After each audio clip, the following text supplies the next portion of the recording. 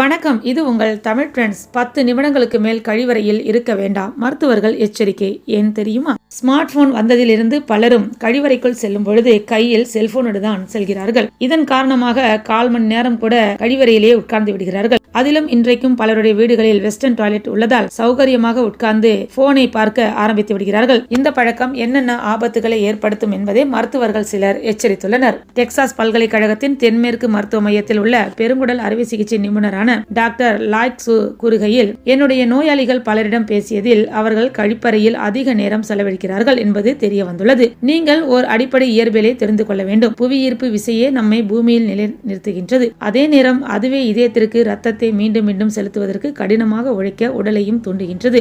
கழிப்பறையில் வெகு நேரம் உட்கார்ந்திருந்தால் புவியீர்ப்பு விசையானது உடலின் கீழ்ப்பாதியை கீழே இழுப்பதால் அழுத்தம் அதிகரித்து அது உங்கள் ரத்த ஓட்டத்தை பாதிக்கும். ஏற்கனவே செரிமான பிரச்சனைகளுடன் போராடுபவர்களுக்கு இது இன்னும் பிரச்சனையை அதிகமாக்கும். தவிர ஆசனவாய் மற்றும் கீழ் மலக்குடலை சுற்றியுள்ள நரம்புகள் மற்றும் இரத்த நாளங்கள் பெரிதாகி மூல நோய் வரக்கூடிய அபாயமும் அதிகமாகும். கூடுதலாக இடுப்பு தசைகளும் பலவீனமாகும் என்று அவர் தெரிவிக்கின்றார். கலிபோர்னியாவைச் சேர்ந்த இறப்பை மற்றும் குடலியல் நிபுணரான டாக்டர் லான்ஸ் உருடோமா கூறுகையில், செல்போன், புக்ஸ், நியூஸ் பேப்பர் என எதையும் கழிப்பறைக்குள் எடுத்துச் செல்ல வேண்டாம். அங்கு அதிக நேரம் இருக்க போகிறோம் என்ற எண்ணத்துடன் செல்லாதீர்கள் என்று தெரிவிக்கிறார். டாக்டர் மோன்சூர் என்பவரோ, ஒருவேளை மலச்சிக்கல் காரணமாகத்தான் நீங்கள் நீண்ட நேரம் கழிப்பறையில் இருக்கிறீர்கள் என்றால் உடனே ஒரு மருத்துவரை சந்தித்து ஆலோசனை பெறுங்கள் என்றும் தெரிவிக்கிறார். இந்த வீடியோ பிடிச்சிருந்தால் லைக் பண்ணுங்க, கமெண்ட் பண்ணுங்க, உங்க நண்பர்களும் பார்க்க ஷேர் பண்ணுங்க. நன்றி, வணக்கம். இது உங்கள் தமிழ் ட்ரெண்ட்.